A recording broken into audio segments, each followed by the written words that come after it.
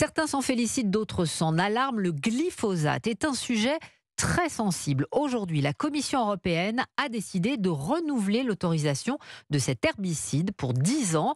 La Commission qui a dû trancher parce qu'il n'y avait pas de majorité parmi les 27. À noter d'ailleurs que la France s'est abstenue.